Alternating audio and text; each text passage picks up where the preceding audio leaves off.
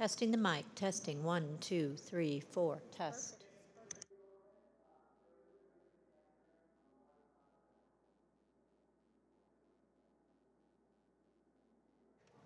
Testing the mic, 1, 2.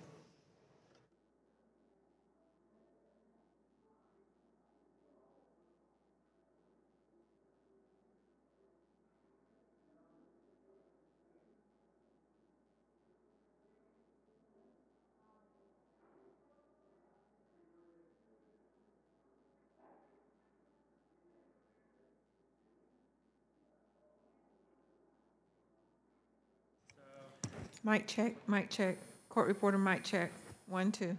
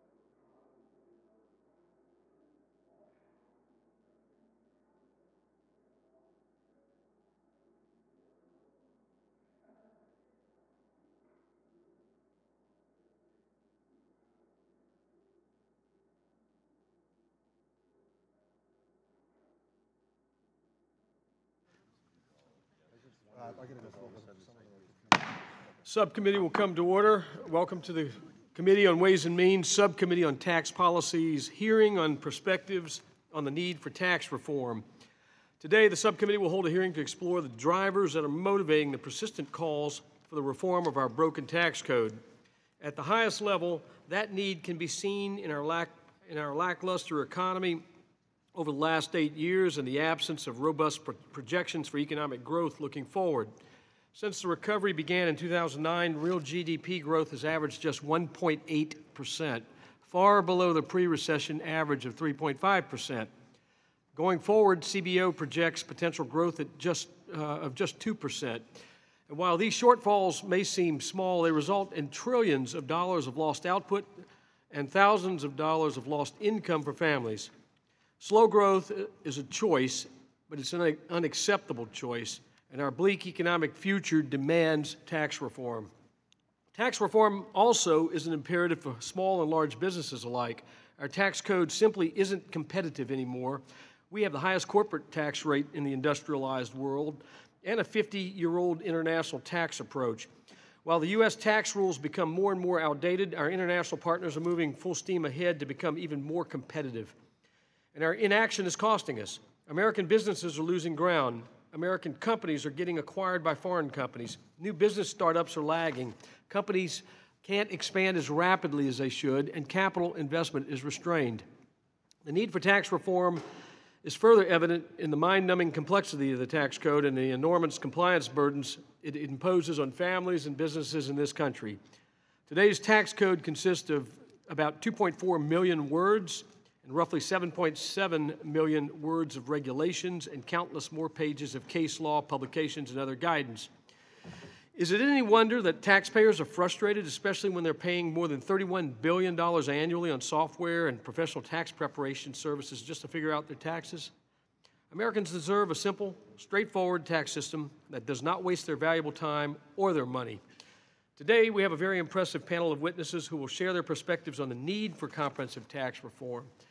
With the input the committee receives from today's witnesses and from stakeholders across the board, the committee has a responsibility to respond with a strong tax reform plan that is built for growth. We must harness these motivators for reform in order to advance the work to develop a new tax code that is ready for the next president to sign in 2017.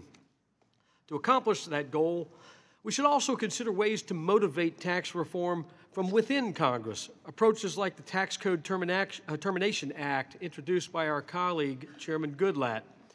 In the words of Grover Norquist, President of Americans for Tax Reform, quote, "The idea here is simple. Unite the proponents of many competing replacement tax schemes to support legislation terminating the existing tax code by a certain time period to force action," end quote. Mr. Norquist and Chairman Goodlatte are right about this. We need to look at every avenue to catalyze the process within Congress and get a tax reform bill over the finish line. Without objection, Mr. Norquist's full statement will be made part of the record. Before I turn to Mr. Neal for his opening remarks, let me thank our witnesses for taking time today from your busy schedules to be with us. We really appreciate it, and we certainly look forward to hearing your testimony. And now I'm pleased to yield to the distinguished ranking member, Mr. Neal, for the purposes of an opening statement. Thank you, Dr. Bastani. Mr. Chairman, I want to thank you for calling this hearing on perspectives on the need for tax reform.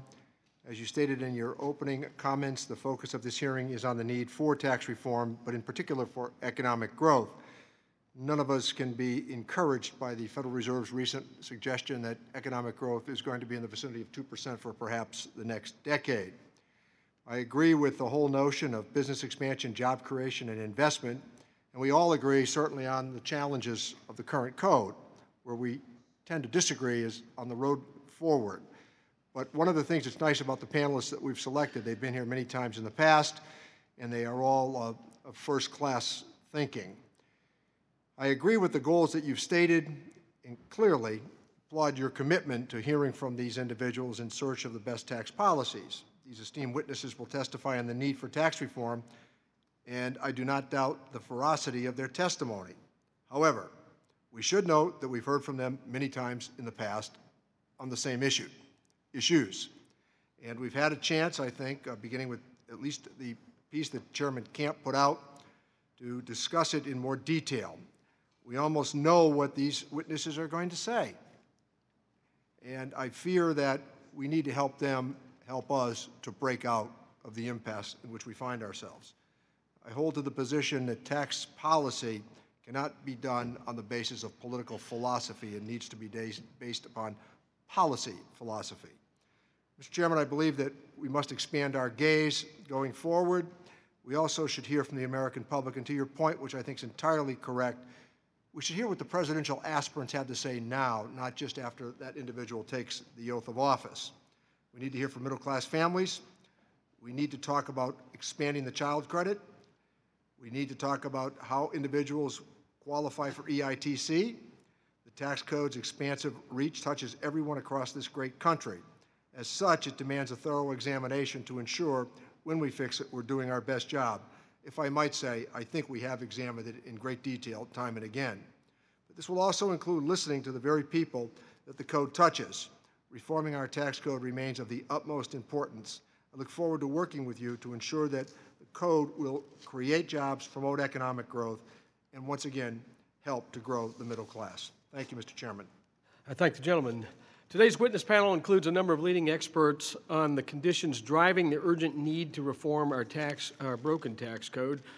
We have Douglas Holtz-Aiken, president of the American Action Forum from 2001 through 2002. Dr. Holtz-Aiken was chief economist on President Bush's Council of Economic Advisors from 2003 to 2005. He served as director of the Congressional Budget Office. Next, we have J.D. Foster, Vice President of Economic Policy Division and Deputy Chief Economist at the U.S. Chamber of Commerce. Dr. Foster has previously served as Economic Counsel in the U.S. Department of Treasury, Office of Tax Policy, and as Chief Economist at the Office of Management and Budget for President Bush. Scott Hodge is the current president of the Tax Foundation. Prior to joining the Tax Foundation, Mr. Hodge served as Director of Tax and Budget Policy at Citizens for a Sound Economy. He also spent 10 years as a fellow at the Heritage Foundation. And Martin Sullivan is the chief economist and contributing editor for Tax Analyst's daily and weekly publications. Previously, Dr. Sullivan has served as a tax economist at both the U.S. Department of Treasury and Joint Committee on Taxation. Gentlemen, we really appreciate you being here. I know this is one of many times that you have appeared before the full committee and subcommittees, and we certainly appreciate you being here today. And we'll begin with Dr. Holtz-Aiken. You may begin, sir. Thank you, Chairman Boustany, Ranking Member Neal, and members of the committee. I appreciate the opportunity to be here today. You have a written statement. Let me simply emphasize 3 main points, and I look forward to your questions. Those points are that tax reform is an opportunity to improve the long-term trend for economic growth, that it's an opportunity to improve our international competitiveness and affect headquarters decisions, and finally, it's an opportunity to restore lost faith in the tax code. And I want to say a little bit about each. The challenge of economic growth, I think, is the paramount challenge of this time. And to frame it, remember that from the end of World War II to 2007, the U.S. economy grew rapidly enough, 3.2% a year on average, that even with population growth, GDP per capita, roughly a measure of the standard of living, doubled roughly every 35 years. So in one working career, you could see a doubling of the standard of living, and that put the American dream within the reach of many Americans, whatever it was to them. If we have 2% trend economic growth, and you roll in projected population growth, you double the income per capita every 75 years. And I think that just puts the American dream too far over the horizon, and that we have to focus on improving growth. There's great potential to do that. We know from some of the studies cited in my written testimony that the Tax Reform Act of 1986 contributed to better economic growth. That's looking at a real-world effort. We know from work of Alan Auerbach and many of his colleagues that if you were to do an income-style tax reform, you could raise GDP by something like a little under 5%. If you did a consumed income tax with a great deal of clarity and discipline, you could raise it by as much as 9%. So there is an opportunity there to contribute to better economic growth, which I believe is the top issue, and you ought to focus on it. The second is the international competitiveness, with which you're very familiar. The U.S. has a very high statutory rate, highest in the developed world. It also has a very high effective rate. If you look at the computations, it looks like the U.S. is at about 28% versus 19 or 20% for our competitors. And our effective tax rate is higher than 53 out of 58 competitor countries, and it puts us at a tremendous disadvantage. That's compounded by our clinging to a worldwide base for our international tax system. Our competitor countries in the OECD have been moving from a worldwide to something more like a territorial, roughly one country per year. We remain the last country clinging to a worldwide system, and it's produced a competitive disadvantage. It's produced an incentive to defer funds and keep them locked offshore, and it's produced this terrible situation where when any two companies merge or acquire across borders, when you run the numbers, the headquarters end up outside the United States. And the only way to fix that is to fix the tax code and do tax reform. The Section 385 rulemaking by the Treasury is not a solution. It's making things worse. And indeed, we want to make this a place where people want to locate their investment. Inbound investment is good for the United States. It's not something we should fear. We should have a tax system that incentivizes it. And then the last issue is the issue of lost faith in the tax code. The U.S. has relied from its inception on voluntary compliance with the tax code. But as the complexity has risen, as the administrative costs have risen, and as the tales of people paying zero taxes have sort of proliferated, there's a real sense that I don't know if everyone's playing fair. Why should I play fair? Tax reform is a chance to clear that out and to restore faith in the tax system as something that Americans comply with and that they use to support public policy goals. I think those three things should be the focus. You have lots of criteria for tax reform. They can be growth, they can be income distribution, they can be complexity, simplicity, administrative and compliance costs.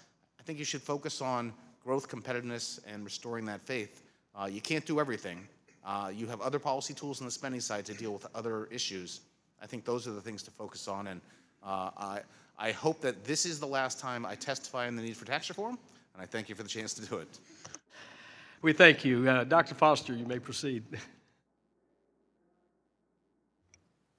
Thank you, Mr. Chairman, Ranking Member Neal, members of the committee. My name is J.D. Foster. I'm the Vice President, Economic Policy and Deputy Chief Economist at the U.S. Chamber of Commerce. I would venture to say that in the decade since the last major tax reform was enacted, the Ways and Means Committee has held scores of hearings and had thousands of hours of testimony and debate on the need for comprehensive tax reform. In retrospect, it's a daunting task to think one could add to that mountain of evidence. I'm sure my co-panelists will acquit themselves well in trying to do so. Little has really changed over the course of these many years relevant to comprehensive tax reform. Little except the urgency for tax reform has itself grown, and the price of inaction has grown higher as the relative economic strength of other nations and their businesses has grown rapidly. A related difference from the past is the apparent dimming of America's economic future to which you alluded. The weakest economic recovery in the modern era continues, but just barely, as it is now showing distinct signs of slowing further. In the most recent quarters, the economy has slipped from a pedestrian 2% growth to 1.4%, and the most recently to 0.5%. This is not a good sign. As comprehensive tax reform moves forward in fits and starts, it should always move forward with improving economic growth as the primary focus. Not that simplification or improving transparency or these other issues commonly raised are unimportant. They are important. But as the saying goes, they don't feed the bulldog. The only thing that really drives tax reform, making the whole effort worthwhile, is economic growth. And the concept of economic growth is something of an abstraction. Gross domestic product is something we commonly cite, and the reality is few people really know what it means. And in any event, it's an imperfect measure of the economy. More critically, businesses, American businesses, workers, and families don't live in a world of abstractions. They deal with real issues day to day. In communicating the need for comprehensive tax reform, then, the choices made in developing legislation, something more real is needed, something which regular people can relate to. What does grow the economy really mean in simple English? Well, in simple English, it means more small businesses, more medium-sized businesses, more big businesses, all doing more business. It's as simple as that. The U.S. economy doesn't grow until businesses are growing in number and size. Washington policies would result in more jobs, higher wages, and more opportunities if the frame of reference involved a stronger focus on the business environment. We would do better if Congress stopped believing its wisdom superior to that of individuals and businesses participating in markets channeling those actions. Comprehensive tax reform can play a very constructive role. What do businesses do to grow the economy? Very simply, they make more stuff people want. They hire more workers to make more stuff. They pay their workers better because they can and because they must to have the quality and quantity of workers needed to make more stuff. Businesses invest in new technologies so they can do a better job of making stuff and making better stuff. They invest in new machines and facilities so they can make more stuff in the future and to incorporate the new make better stuff technology in their production today. Businesses earn a return for their investors, so the investors are willing to continue to invest so businesses can make more stuff. You'll notice a trend here. And yes, along the way, businesses collect a lot of tax. Businesses play a central role in the symphony of commerce. They raise capital, pay owners, buy stuff from other businesses, hire and pay workers, and the income paid out is the income that is then used by consumers to buy the stuff businesses make. It is a system where everybody contributes something, and everybody who contributes gets something. It is a system of coordination guided by markets and prices, and a system where competition drives everyone to do better in some way or another. Why then, if a growing economy is all about growing businesses, is the economy not growing as it should? Have American businesses lost their edge? Has the American entrepreneurial spirit dimmed? No, it has not. The economy isn't growing as it should because for businesses to grow normally, they need government policies, including tax policy, that are at least benign for the economic environment. Businesses generally don't need government to be their partner or to help. They mostly just need government to get the basics right and then get out of the way. And this is where comprehensive tax reform comes in, with an unwavering focus on creating a better business environment. That means an unwavering focus on improving economic growth. Now, economists have a lot of fancy theories and ideas about how economies grow and don't grow. But sometimes it's important to take a step back from all the fancy theories to consider basic realities. The basic reality is that a growing economy results from businesses doing well what businesses do naturally. And that depends on the government creating an environment where businesses can flourish. Comprehensive tax reform focused squarely on improving economic performance would go a long way toward creating that environment. Thank you, Mr. Chairman. Thank you, Dr. Foster. Dr. Hodge, you may proceed. Thank you very much, Mr. Chairman, Mr. Neal, members of the committee. I want to focus my testimony today on the economic cost of tax complexity, which is a new topic for me today for this committee. I thought we'd change it up a little bit this time around. In addition to robbing us of about 8.9 billion hours and more than $400 billion in lost productivity, tax complexity punishes success and hard work, which robs the economy of its ability to create jobs and better living standards. Over the past few months, Tax Foundation economists have been measuring the cost of complex tax provisions using our taxes and growth macroeconomic model. And in 2 weeks, we will publish nearly 100 of these case studies in a new book called Options for Reforming America's Tax Code. And I hope that these case studies provide you some do's and don'ts as you think about how to reform the tax system. And we find that much of the tax complexity in, say, our individual tax code results from our attempts to make the system more progressive, either overtly through graduated tax brackets or subtly through backdoor phase-outs and clawbacks. And high marginal tax rates matter to work incentives and dampen economic growth. Economists refer to these high marginal rates as success taxes. And for example, we could make our current 7-bracket tax rate system simpler, more pro-growth, and still progressive simply by reducing the number of brackets to 3, 10, 15, and 35%. And compared to that kind of an economic system, our model finds that the current tax code effectively reduces the long-run level of GDP by 1.4%, lowers after-tax incomes by an average of 3%, and costs the economy about 1 million jobs. You know, our policies aimed at helping the working poor can also have unintended consequences. The complex structure of the EITC has the ironic effect of encouraging more work as the subsidy phases in, but then discouraging work effort as the subsidy phases out, because it penalizes workers for every dollar that they earn above the poverty line. However, we can reduce these tax penalties with a slower phase-out rate for the EITC. And compared to that kind of what I would call fairer EITC, our model finds that the current rules lower after-tax incomes by more than 1% and cost the economy 164,000 jobs. I think we all want to simplify the number of itemized deductions and loopholes in the tax code, but we ought to use those savings to lower tax rates across the board. We found that if you were to eliminate most itemized deductions, except for the charitable deduction, home mortgage interest deduction, and use those revenues to lower tax rates across the board by 10%, it would increase GDP by about 0.6% and create 577,000 jobs. On the business side, as we've already heard, everyone knows that the U.S. has the highest corporate tax rate in the industrialized world. Only Chad and the United Arab Emirates impose a higher corporate tax rate than we do, and we have an obsolete territorial system. So moving to a lower rate, and we have an obsolete worldwide system, and moving to a territorial system would greatly simplify the tax system and make the U.S. more competitive.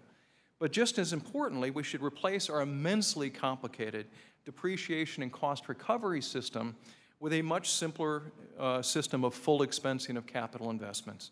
Dollar for dollar, full expensing is one of the most pro-growth tax simplifications that Congress could enact. By our estimates, moving to a full expensing would boost GDP by over 5%, boost wages by over 4%, and increase the number of jobs by 1 million. Over the past year, Tax Foundation economists have gained special insights into what kind of tax policies boost economic growth, wages, jobs, and investment. And we've learned what not to do as well. We've scored the tax plans of every presidential candidate, as well as numerous tax plans proposed by members of Congress, including some on this committee. And during this experience, we've modeled every conceivable tax reform plan you can think of: flat tax, fair tax, Bradford X tax, value-added tax, and numerous plans that mix and match many of those features. And to one degree or another, these plans, the plans that produce the most economic growth, tend to incorporate some of the lessons that we've outlined here today. They simplify the tax code.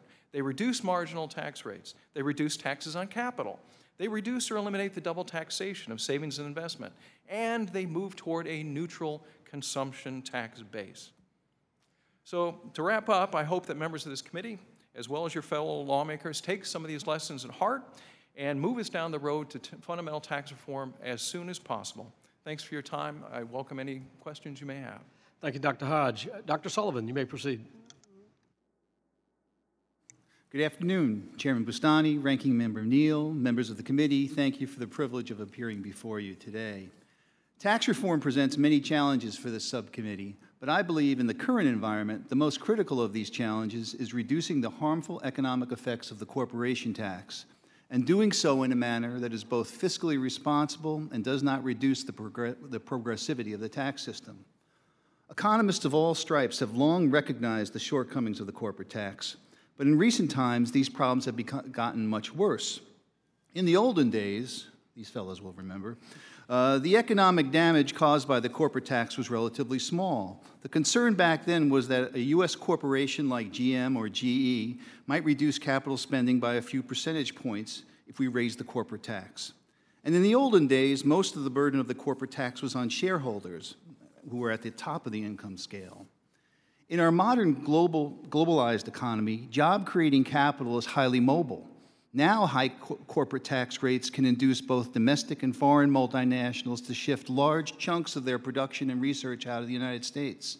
And as a result, the burden of the corporate tax now falls increasingly on workers in the form of lost jobs and lower wages. And over time, these ill effects will only get worse. The rest of the world understands this. Every other major country has reduced its corporate tax rate. Most notably, in its latest budget, the United Kingdom has announced it will cut its corporate rate to 17% by 2020. In stark contrast, taking into effect state corporate taxes, the U.S. corporate tax rate is over 39%, the highest in the world. Criticizing the corporate tax is very easy. The hard part is figuring out how to pay for a lower corporate rate. The tepid response to Chairman Camp's tax reform plan pretty much proves that revenue neutrality within the corporate sector is not a useful guiding principle for 21st century tax reform. To promote long-term growth, we need to downsize our most economically damaging tax and substitute it with revenue from other sources. One option would be for the United States to follow the example of other nations and adopt a value-added tax. It would greatly enhance U.S. competitiveness if we could replace revenue from the capital-repelling corporate tax with a highly efficient consumption tax. Alternatively, replacing the corporate tax with a business cash flow tax with border tax adjustments, as proposed by President Bush's tax reform panel in 2005, would entirely eliminate the tax incentive to shift production out of the United States. Another job-creating approach would be to shift tax away from corporations and on to investors by increasing taxes on capital gains and dividends. The reason for doing this is simple. When you raise taxes on corporations, investment moves to lower tax jurisdictions. When you raise taxes on investors, they could move, but they usually don't. Yet another approach for improving international competitiveness would be to raise taxes on immobile capital, such as real estate, to pay for reductions on mobile capital, such as investment in manufacturing. On the international side, we need to banish the lockout effect from our international tax rules. To the extent we impose tax on foreign profits, we should levy that tax as profits are earned, not when they are distributed to the U.S. parent. We also need tough earnings stripping rules. It makes no sense that foreign headquartered multinationals doing business in the United States should be tax advantaged over U.S. companies. We should also consider, as both President Obama and Donald Trump have proposed, limiting deductions on excessive corporate borrowing. This would equalize the treatment of corporate debt and equity and provide revenue for reducing the corporate tax rate. In conclusion, I would like to stress, for the economy's sake, corporate tax reform should be both fiscally responsible and bipartisan. Corporate rate cuts should be fully paid for on a permanent basis, without gimmicks or overly optimistic assumptions about growth and dynamic scoring. Reckless budgeting not only spooks the bond markets, it greatly dilutes the positive supply-side effects of business tax cuts because there's a high probability those cuts will be rescinded when the rosy budget scenarios are not realized. And when it comes to corporate taxation, we don't need a seesaw battle between the political left and the political right. If one party is able to enact its tax agenda by a narrow margin, there's a high probability there will be a major change right after the next election. Corporate tax reform should be bipartisan, not simply because it's nice for both parties to get along, but because tax policy that is the outcome of bipartisan compromise reduces uncertainty, and uncertainty is a major impediment to investment and long-term economic growth. Thank you, Mr. Chairman. I'll be glad to answer any questions. Thank you all for your excellent testimony, and we'll now proceed with a question and answer session, and I'll start. I have long felt that as a country, we don't have a coherent foreign economic policy, which looks at the strength of our own economy domestically and promotes growth here, and then also promotes top-of-the-line competitiveness abroad to put us in a strong economic position to lead. I just fundamentally believe that. And I've become increasingly concerned over the last several years that what we have as a tax code is a major contributor to that, and we have to start with fundamental tax reform. And I think all of you know, based on some of the work and things I've written lately and a lot of my statements, I'm really concerned about the competitive climate American companies here are facing, as well as abroad, and how this affects growth in the United States. And the recent global developments are very disturbing in my mind, because if you look at OECD BEPS, state aid coming out of Europe, these investigations, they're clearly targeting American job creators overseas, seeking to grab tax profits retroactively, increase the cost of doing business abroad. And our inertia in this, and Congress's inability or unwillingness to act rather than just simply talk about this, is a problem. At home, I mean, and frankly, because of the inertia, the administration took it upon itself to issue the recent 385 regulations. And I think these are punitive. They're hurting American companies. And it's not just American companies that are large and trying to do business abroad, but it's also hurting companies and businesses here in the United States, making the United States less competitive and a less attractive place to do business and invest. And I think, yes, you guys have been in front of the committee for quite a while. Numerous episodes of testimony. We've been just beating this dead horse. We've got to act. And but I wanted to at least have a clarifying moment, and this serves as that clarifying moment. In fact, My friend, the ranking member, and I joked a little bit about this earlier to the extent that we could probably have a unanimous consent agreement here to let's just go reform the tax code and be done with it. But fact is, you're there, right? Yeah, there you go. So in light of what I just said about competitiveness, the need for a coherent foreign economic policy for the United States to put us in a very competitive position, which encompasses not only growth here at home, but competitiveness abroad. Would each of you just briefly comment on that in the time I've got left here? That one. Well, Mr. Chairman, I think we've reached a point in which either we define our tax base or the Europeans will. And right now, and they're doing it. Our major competitors are defining our tax base, and as you mentioned, they're trying to plunder it. And I think that's a real danger, not only to the economy, but also to the competitiveness of the United States. And the sooner that we move toward a competitive international tax system and lower the rate, as Mr. Sullivan has mentioned, as dramatically as possible, I would say around a 15 to 20% federal corporate tax rate, the better. And the sooner that we will stop the hemorrhaging of profits abroad, we will stop the inversions, we will stop the plundering of our tax base. But it's up to us, and we need to move quickly because they're not waiting for us. Thank you. Dr. Holtz-Aiken? I think, we need to recognize that we have to stop playing defense. It's not a matter of just keeping the headquarters here or keeping our tax base. We need to aggressively make this a place where people want to be so that we attract global companies from abroad that are highly successful and that we increase the pace of economic growth. And I think the challenge, frankly, is that when we did the Tax Reform Act of 1986, it began in the late 70s with people like Dick Gephardt and Bill Bradley saying the tax code is hurting the average American. It is harming the economy so that Joe, handyman, is not getting what he should. We need the public education that says on a bipartisan basis, a better tax code contributes to a better standard of living in the United States, and we want to go get that for Americans. And if we just look like we're playing defense to hold on to things for big corporations, I don't think we're going to make the sale. Thank you. Dr. Foster.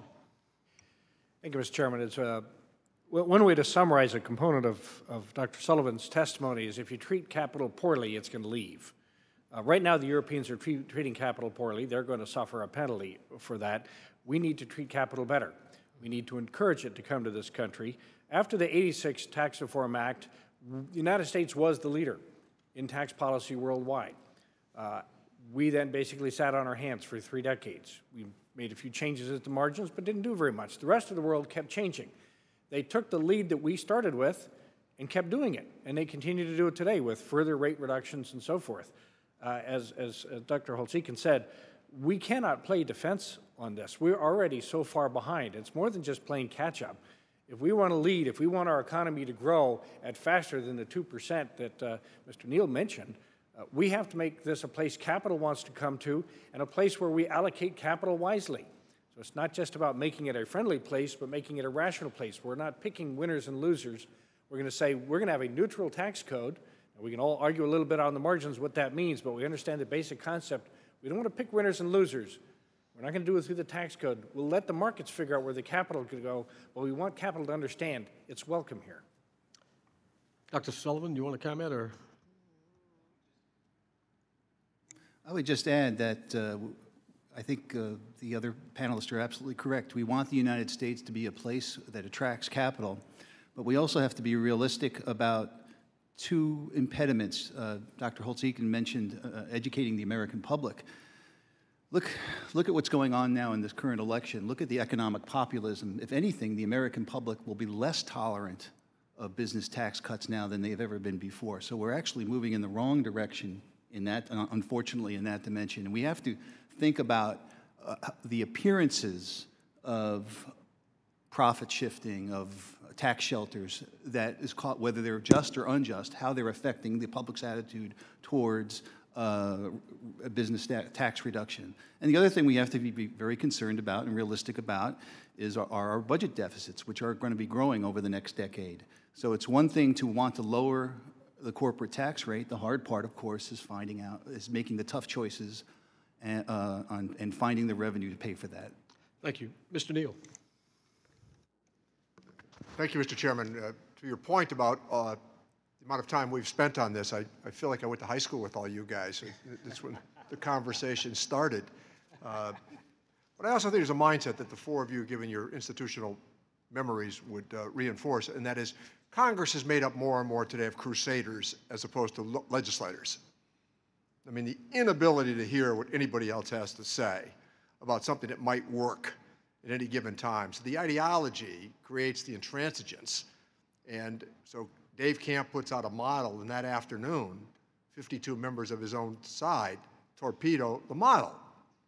Now, there was at least a time when we would have taken a look at that and said, well, maybe we can shape that part of it that they object to, and that they might be more receptive to that down the road. But it's instant opposition, and we find ourselves back to the impasse on tax code, where we once again all agree with the nature of the problem, but none of us necessarily agree with the nature of what we need to do on the solution side.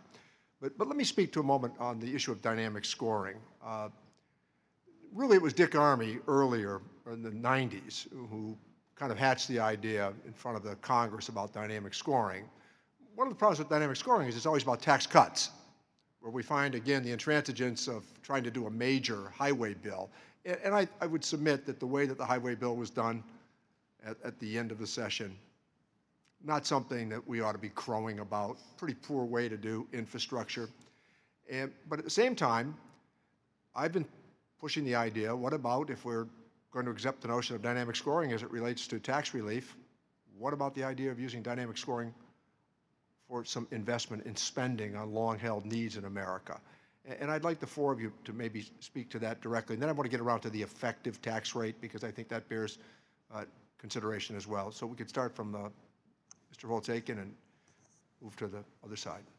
As you know, I'm capable of going on at length about dynamic scoring. I will spare you. Well, I didn't ask you the favorite version. question today. I rehearsed it long and hard, but I didn't ask you because I knew what your answer was going to be. Because tax cuts don't pay for themselves, and I knew you were going to ask me. You always ask me that. So I recently wrote a paper with Michael Mandel at the Progressive Policy Institute on dynamic scoring of infrastructure spending. And there is no reason why dynamic scoring, which is simply good policy analysis, should apply to just one side of the budget. There are the usual implementation problems on the spending side as there are on the tax side, but I think it is something that has merit and that certainly ought to be considered. And if you're going to have chairmen who have the power to say this is an economically significant piece of legislation, it should be dynamically scored, that should apply there as well. Dr. Foster? Well, I think the first thing one has to note is we talk about dynamic scoring and analysis. I've testified on it many times and studied it at great length. The reality is we are in a very preliminary stage of understanding how to do dynamic analysis of tax policy. The tax foundation model is the state of the art, and they are in the process of learning how to do it. That said, there is no reason why the full range of policies, once the economic science can support the analysis, there's no reason for the full range of federal policies not to be subject to that kind of analysis. When you're looking at legislation, if there's something a model can tell you about its economic consequences, you should have that information. Well, as you know, Mr. Neal, the Tax Foundation does have a dynamic tax model. And one of the lessons that I try to teach people when I do a lecture on it, and we actually do public and private demonstrations, live demonstrations of the model, so that people can see how it works. We pull back the curtain so that it's not a black box. We'd be delighted to do one here if you'd like. But one of the things I try to point out to people is that the important element, or the important reason why you want to do dynamic scoring, is because every tax change affects the economy differently. And what dynamic scoring does is it gives you an opportunity to understand the nuanced differences between them.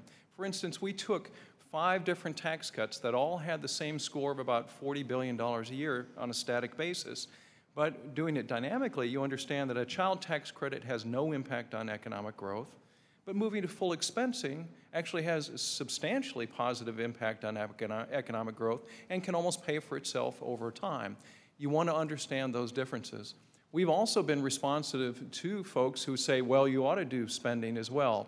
And we're in the process of building out our tax model to what's known as a general equilibrium model so that we can model the macroeconomic effects of spending as well. And we hope to have that portion of the model finished by the end of the year. Would you let Mr. Sullivan answer the question as well? Yeah, my apologies for... No, that's fine. No, that's fine. Well, I would agree with Scott that the models are very good for educating members on which policies, there's a whole range of economic policies, tax policies, some are better than others.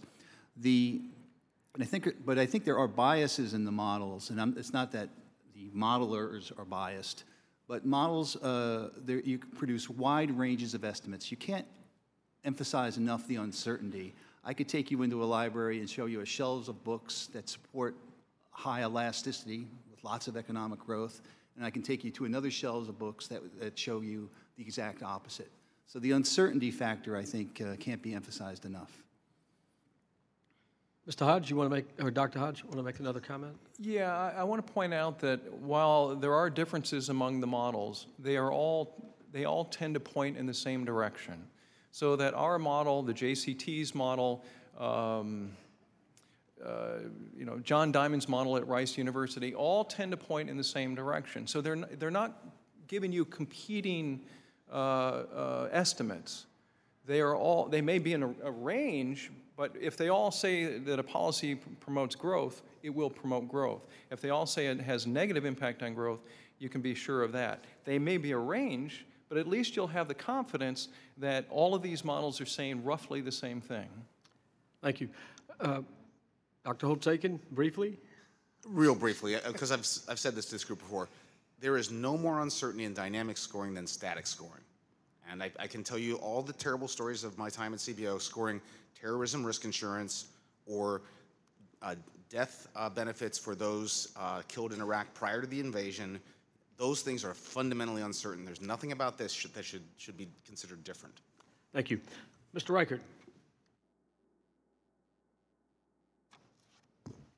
Thank you, Mr. Chairman.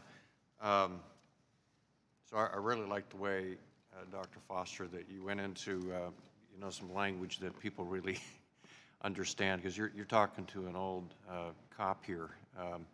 I'm not a tax attorney or a CPA. I'm just fortunate enough to be on this committee and learn from you and all these other smart people here. So, I think it's good that we put this in language where the average person can understand this and figure it out, because they do know really deep down what we need, and that's to simplify the tax code, right? They all feel, my constituents feel, that, and I feel over my career, that I've been working for the tax code. The tax code certainly is not working for me, and I think we need to turn that around so the tax code works for America, works for American workers and American companies. And I think you've shared some ideas here that, and hopefully we'll get a chance to read the book coming out, Mr. Hodge, and get some further ideas. But the whole idea of businesses, more businesses, growing businesses, can make more stuff, to sell more stuff, to buy more stuff, to hire more people, to make more stuff, people get, and I get that. What they don't get are terms like repatriation, inversion, innovation box, dynamic scoring. None of that makes sense. Now, I've learned about those things over the past few years being on this committee. But if you'd have told me years ago as a cop driving around in my patrol car that I'd been going through the tax code line by line in my career sometime, I'd have shot myself in the foot. But I'm happy to be here today. So, I mean, it's complicated. And you all know that as well. And look how hard this has been for us to get to a point, where we actually, we had this conversation yesterday in a hearing where we as a panel really need to come together, and this has got to be a bipartisan effort, like Dr. Sullivan has mentioned. Otherwise, it doesn't mean anything. Certainty is one of the things I hear back in my district all the time. If my business had certainty, if my family had certainty, then I could make these decisions and we could move forward and be productive and be you know, optimistic about the future. So there are some things too that, you know, are occurring that kind of out of Congress's hand, and you've mentioned the competitiveness issue of the U.S. system and how, you know, and sort of following up on Dr. Bustani's, the chairman's comments, and encouraging capital in the U.S. I'm curious what your thoughts are on the impact of some of the administration's recent decisions, especially the 385 guidance, and maybe Dr. Holtzigen, you can comment on that. I think what the administration's done under Section 385 might best be characterized as desperate, but it's certainly not good tax policy, and it is in the long run quite counterproductive. Their rulemaking has been predicated on the notion that they're going to stop deals that have been entered into in mergers and acquisitions. And if I'm a foreign investor looking to locate someplace, the last place I want to go is a place where the rules change in midstream or after the fact. That is not good policy making. And you know, they can decide to defend why they did it, but I think it's a damaging step from the point of view of high quality tax policy. So your point is it's the uncertainty issue again, and or worse, they're certain that we're going to get them once they get here. Okay, That's not a good message to send. yeah, Mr. Foster. Thank you, sir. I think something to keep in mind, at the U.S. Chamber, when this regulation came out, we quickly reached out to our members to ask them, what does this mean for you? Weeks and weeks later, they're still going through the process of trying to figure out what it means to them. There's the smartest people in the corporate tax world, and as you know, there's a lot of smart people in that world. And every day there's another, oh my gosh, look what that does. Another transaction, another normal business relationship suddenly is exposed, another ownership pattern that is perfectly normal and has nothing to do with the kinds of loopholes or behaviors that one might associate with bad behavior. Perfectly normal transactions and arrangements are now subject in question. The administration wants to move very quickly to finalize this regulation, as we understand. Well, they need to understand it will be many, many weeks before the people who are subject to this regulation know what it means, and many weeks more before they can formulate any kind of comment on what it would mean. And perhaps there are actually a few things that the wizards at the Treasury Department hadn't quite thought of yet. Okay, I yield back. Thank you, Mr. Chairman. Thank the gentleman. Mr. Doggett, you're recognized. Mr. Chairman, and thank you, members. Thanks each of our witnesses for your comments. Mr. Hodge, if I understand, you believe on the business side we should simplify our code by permitting businesses to expense immediately all assets that they might acquire instead of depreciating them regardless of the amount or the usable life of the asset. That's correct. And on the individual side, you believe that we should replace deductions with a larger standard deduction but eliminate itemized deductions. I think that would greatly simplify the code, yes. So you oppose the home mortgage interest deduction? We've looked at the economics of it. Economists are on different sides of that issue. What side are you on? I would trade that off for a lower rate. I think you would have better economic performance. Is the same true of charitable deductions? It would, yes. And is the same true of a deduction for state and local income and sales tax? That one especially, I think, should be eliminated for lower rates immediately. Thank you. Dr. Sullivan, directing your attention especially to one of your concluding realistic recommendations. If I understand it, if your favored approach of substituting a value-added tax for the corporate tax doesn't get adopted anytime soon, you have emphasized the importance of assuring that any changes in corporate rates are paid for on a permanent basis without gimmicks or overly optimistic assumptions.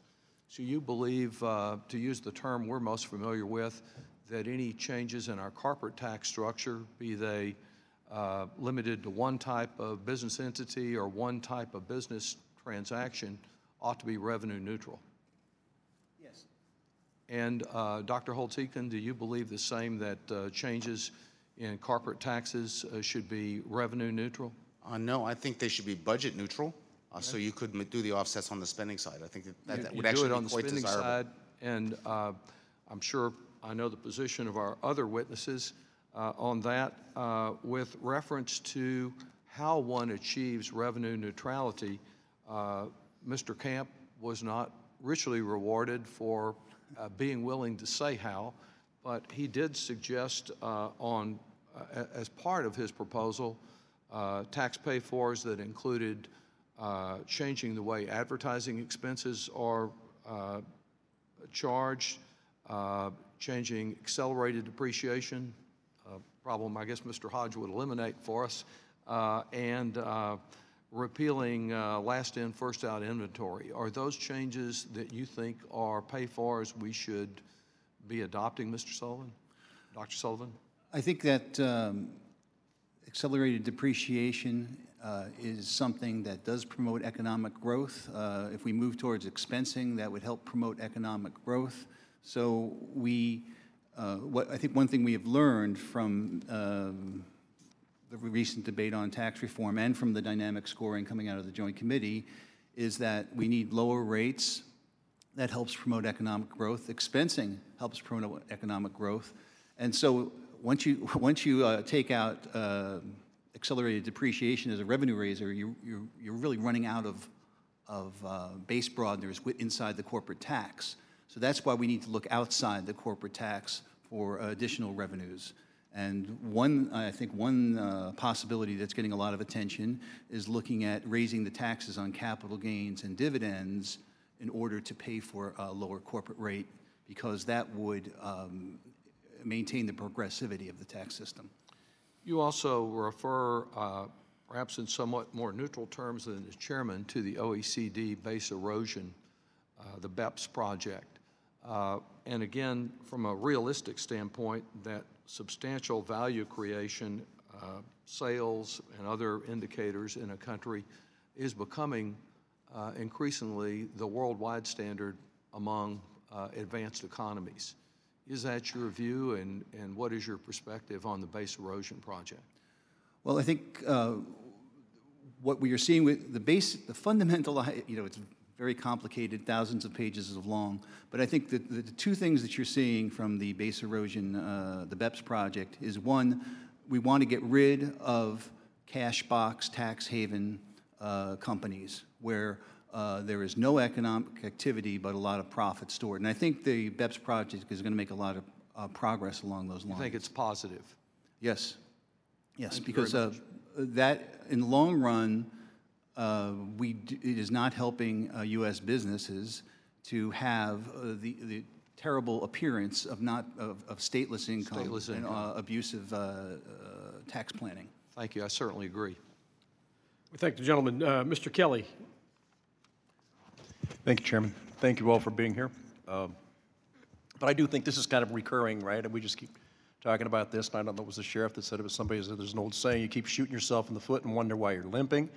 Look, we've been talking about this for so long. Maybe some of you that can go back in time. In 1986, there was really tax reform. What was the magic then? What was so obvious then that's so clouded now? As I said earlier, the 86 reform started in the late 70s with people on both sides of the aisle. The Dick Gephardts, Bill Bradleys on the Democratic side, the Alvin Ross, Jack Kemps on the Republican side, and others, Art Laffers, talking about the damaging impact of the U.S. tax system and how this was something that was hurting average Americans. It took a decade of public education, and then it took a sitting president to run for re-election on the promise of doing tax reform, as Ronald Reagan did, and it took probably 3 or 4 legislative deaths and a pretty good beer-infused break at an Irish pub to get it done. It's really hard. But I think the essential piece there was the bipartisan nature. I want to emphasize that. I think Mr. Sullivan's right about that. And the public education. Tax reform for the elites, businesses getting something for them that doesn't appear to be connected to the average American, is not going to fly. Okay, so looking at Mr. Neal, the idea is to get more Irish legislators, is that right? Or Well, we know that it's not just going to the pub, because they tried that.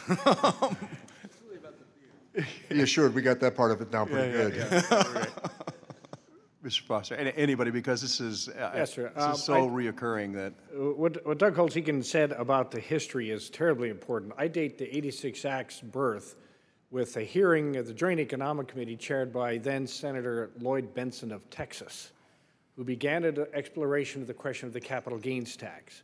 And it was that discussion which then led to legislation, which then led to further discussion and so forth, culminating 8 years later in the 86 Tax Reform Act, which was in fact a bipartisan process. One of the interesting aspects of that is the proponents on both sides that Doug mentioned had distilled it down to an essential. That's what I tried to do in my testimony. What is comprehensive tax reform about? And as I described it, it's more businesses doing more business. They had distilled it down to lower rates, a broader base. It was something everyone could understand. And as long as you adhered to that mantra and the product reflected that, you were successful. And that was something that both sides could agree on. It is still the correct mantra. But let me just ask you, because we're going to run out of time here, but you know, if this were an athletic team, or if this were a business, and you had an opportunity to look at everybody else that you compete against, I mean, really a deep dive into what it is that's allowing them to capture market, it would be hard to be sitting here today and saying we still don't quite understand why these people were leaving the United States. They just must be un-American or selfish or something. Do you remember the Pogo comic strip in the 50s? Another Irishman, a guy named Walt Kelly. Pogo said, "We have met the enemy, he is us." But I look at you all, and you all can go real deep into, listen, I'm just a guy that try to find the best people to do the job and then stay out of their way and let them do it. I'm not like Mr. Renacci, who understands taxes or loves taxes. I never understood them, I never loved paying them, but I did it anyways. The purpose of you being here today, though, is to, again, reiterate, this is like Captain Obvious. We're losing at the global level, and we can look around us about what everybody else is doing to capture our markets. And we're sitting here thinking, what would it take for us to wake up? And so the question about 86 was a House working with the Senate, working with the White House, where everybody had the same goal, and that was to take advantage of all the things that we have, 1/5 of the world's fresh water, an ability to feed ourselves without having to rely on anybody else, more sources of energy than anybody in the world. We could build geopolitical relationships that would end some of this craziness that's going on. And we're sitting here and still trying to figure out what's the problem. I mean, isn't it so obvious? You guys must get to the point where you feel like you're hitting yourself in the head with a hammer. And the only reason you do it is because when you stop, it makes you feel better. But this is just insane. So I can't tell you how much I appreciate being here.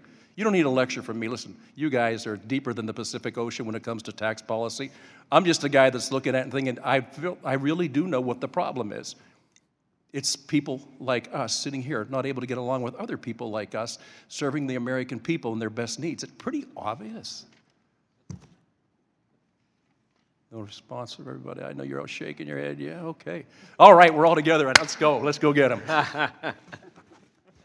Mr. Renacci, follow that. Thank you, Mr. Chairman. Well, first I'm going to correct my colleague, Mr. Kelly. It's not that I like taxes. I had to live with taxes for 30 years. Because of that, I learned the system. And I have to say that I even went all the way back. I was thinking, I actually was involved in my first CPA firm prior to the 1985 and 86 changes. So I got to see prior, and I got to see the changes and had to live through all that as well. But I'm going to ask you all some yes or no questions because I want to run through some things, and then I've got some questions that might take a little longer. But first question, I think it's important to understand who bears the burden of our high corporate rate. Isn't it true that the burden of the corporate income tax does not ultimately fall on corporations, but rather on the people, the customers, the workers, the investors? And the reason I ask that question, I say that to people, they look at me, they don't understand what I'm saying, but ultimately I try and tell them a business will not be in business if it doesn't pass on its corporate tax. So would you all agree? I'll take it yes or no across the panel, Mr. Eakin? Yes. Yes. Yes. That was easy. It's clear that we have an outdated and anti-competitive tax code, and it's also clear how harmful corporate income taxes are to economic growth. Would moving to a consumption-based tax system be more pro-growth than a reform that sticks with the traditional income-based system? Yes. Yes. Yes. Yes. Wow. Okay, next question. Would a zero corporate income tax with a single-digit consumption tax give us the most competitive tax system in the world? Yes. That would depend on everything else going on. That's too general a question. It's all right. I don't expect all yeses. Yes. Yes, if it's paid for. Okay. Yeah, that's right. Over the last 3 decades, the average marginal corporate income tax rate among OECD countries has fallen from 48% to under 25%. And since 2000, we are one of only 3 of the 34 OECD countries that has not cut their corporate tax rate. Given that other OECD countries have a national level consumption tax, would other OECD countries have been able to cut their corporate income tax rates without increasing their VAT, value-added tax, or their GST, goods and services tax?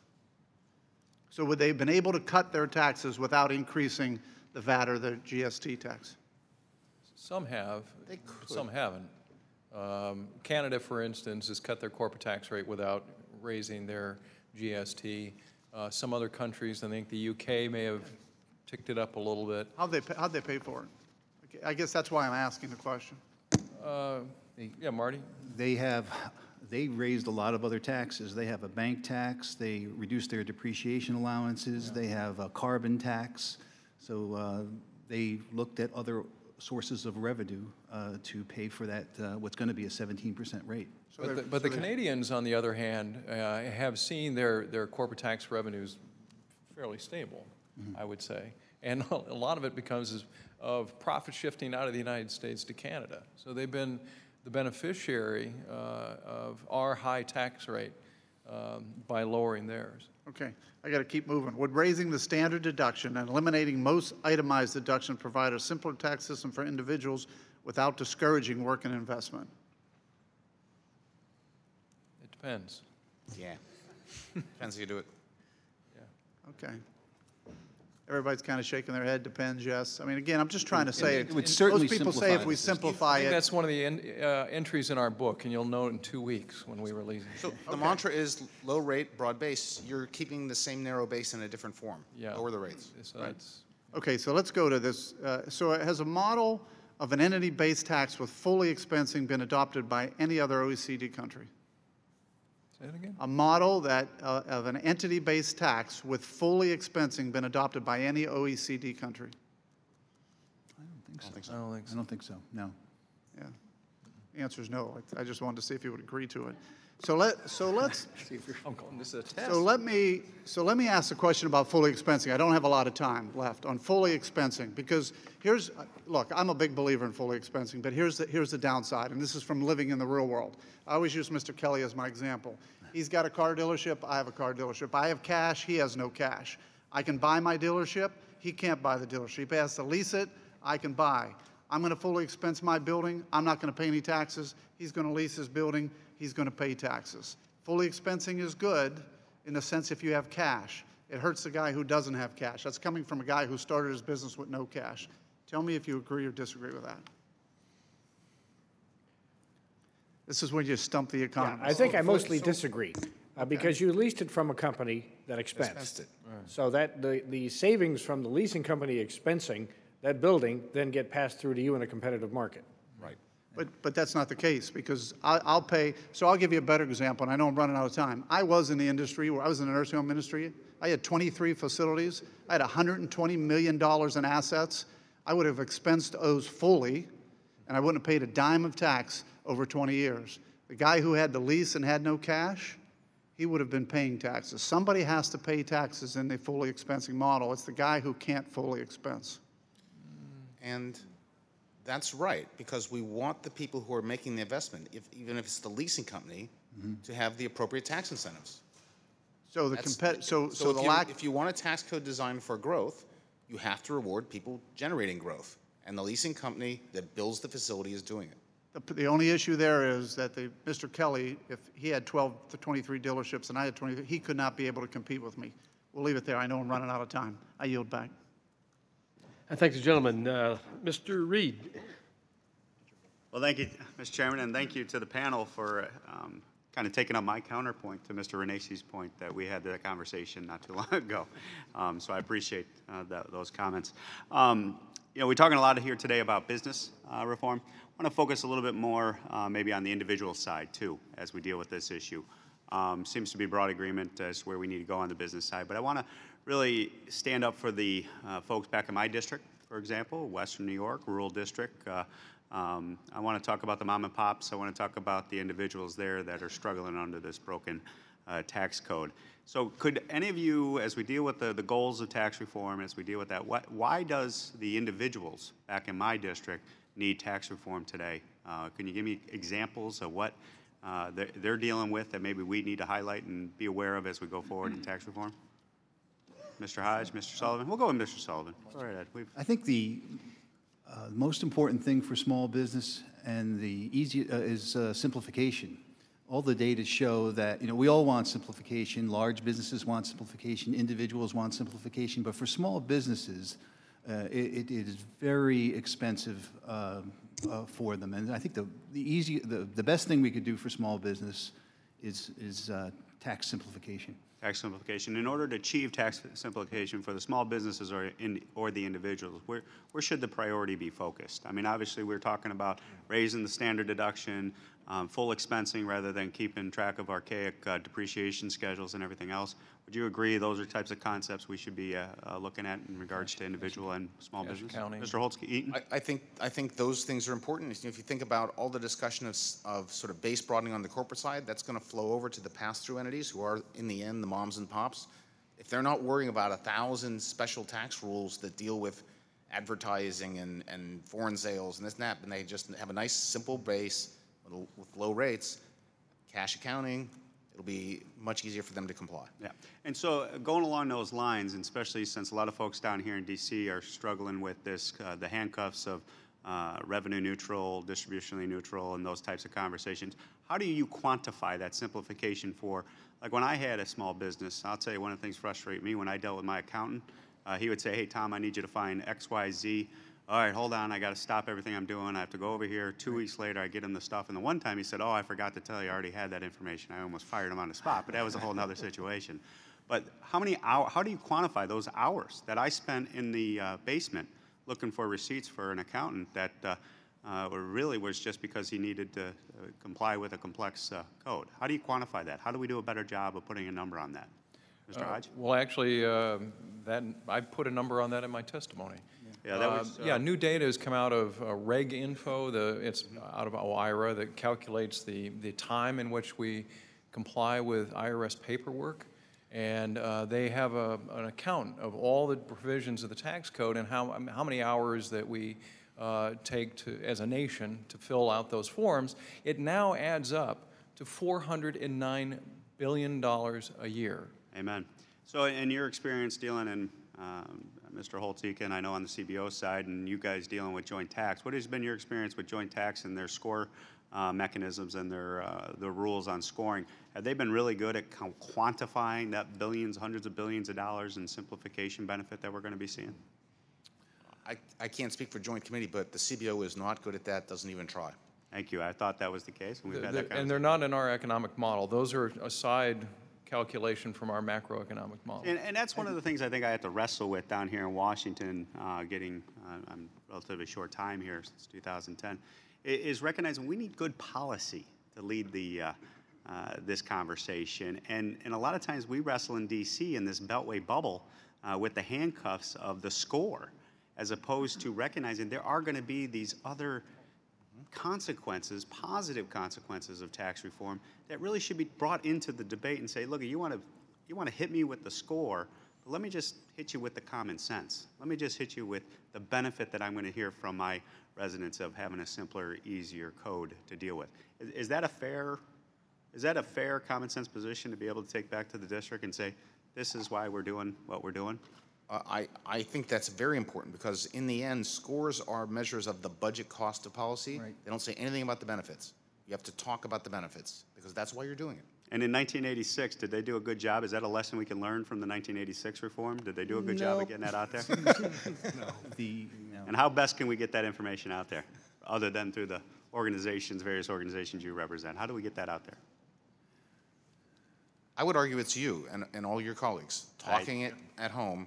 You know, for example, the point Mr. Sullivan made about the fact that our corporation income tax is increasingly hurting the wages of workers.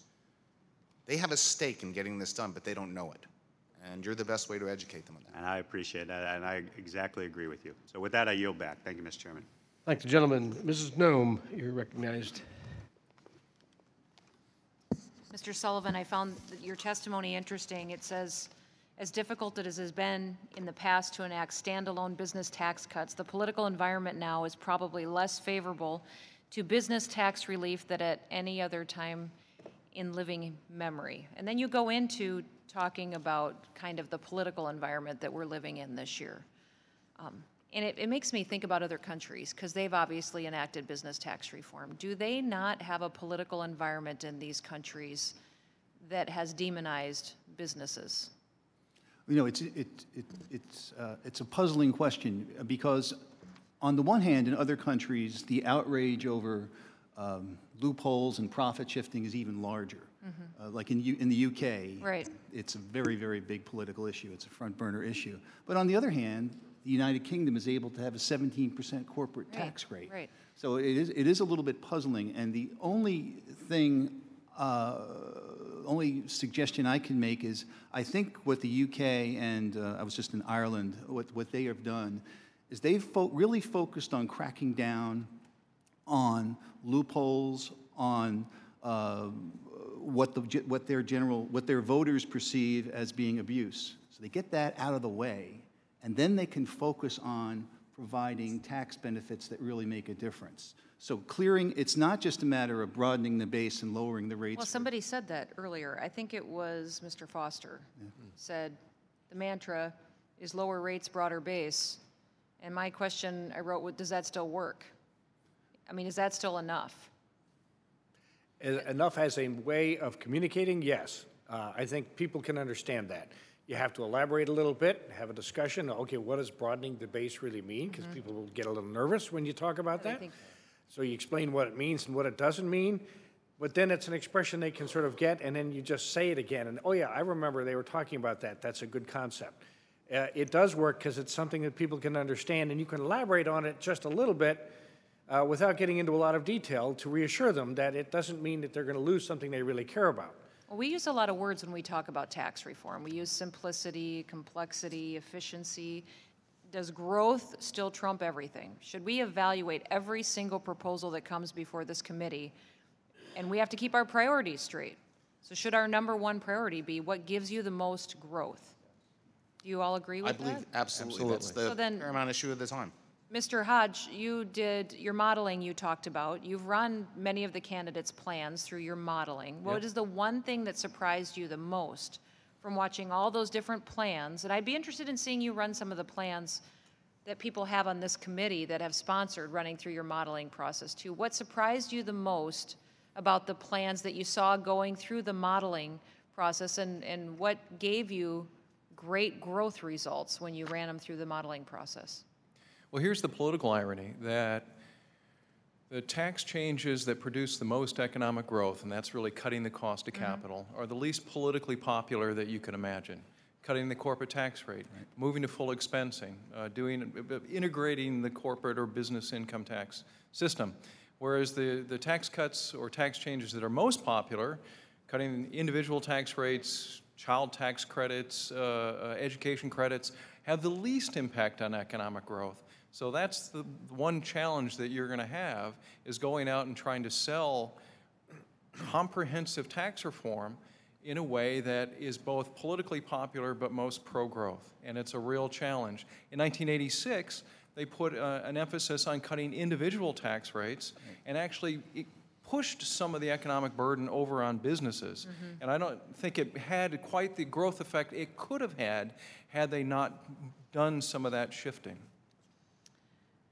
Mr. Foster, you said in your testimony that tax reform should ensure industry-specific neutrality. What do you mean by that? Because there's no way to do tax reform. I don't agree that tax reform should be viewed through the lens of neutrality, just because how much more complicated do we make the tax code and our provisions when we're constantly trying to keep everything equal for everybody. So tell me a little bit about what you mean. I know about not specifically hitting this industry hard because we hate this industry and the way it delivers energy or certain specifics, but what did you mean by putting that in your testimony? What I meant is a specific form of neutrality. So we're not talking about revenue nor distributional, we're talking about economic neutrality.